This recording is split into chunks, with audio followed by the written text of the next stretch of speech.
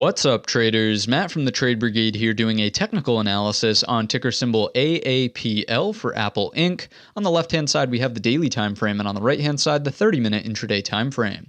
First things first, this will, of course, be an update. We talk about the stock regularly here. The main thing to point out is, of course, the breakout of the daily bull flag and the candle close firmly up and over that 181 area of resistance. You'll also notice that we do have solid volume coming in to support the move, and that should give you more confidence instead of less. Now, the one complicating factor about today's session was really the fact that the majority of the movement today was done in the first 15 minutes or so. I suppose you could call it the first 30, but really it was like right out of the gates. Unless you were a quick draw McGee, this was pretty tough to catch this grindy move to the upside with a lack of clean setups at least. So with that being said, again, we just have to think about where healthy consolidation can continue to happen for this daily breakout to be on its merry way into blue sky territory. So if we take out the Fibonacci's from the low of the day all the way on up to the high of the day, what you'll notice, and you guys, this is, I can't make this up, right? Literally, I didn't decide what Apple was going to do today, but looking at the range and where your 38.2 is, it's literally right at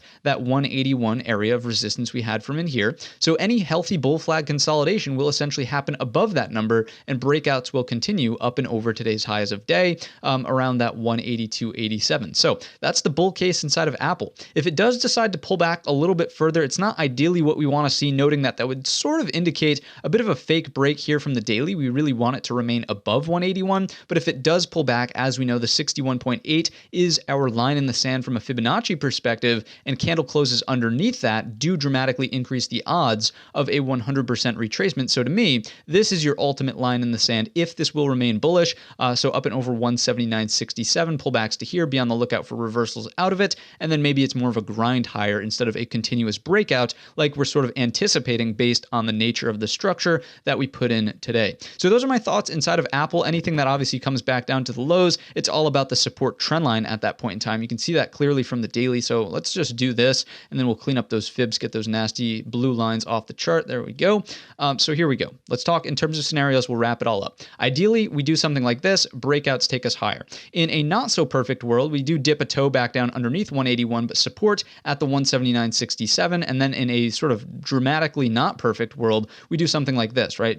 Lower, and then it's all about the support trend line. Now, noting that we did make a new higher high here, I would start to say, yeah, sure, you can buy the support trend line this time around, especially if it wants to coincide here for a super support. Be on the lookout for, that's roughly 177.50, right? Yep, 177.50 could potentially be that super support buy if it does want to pull back more aggressively than the 61.8, which we talked about earlier on from the Fibonacci analysis. So that's going to wrap up the video. If you enjoyed it today or learned anything new, let me know in the comments section down below or by giving the video a thumbs up. Don't forget our main channel is linked in the description. And all of that being said, I wish you a green trading week.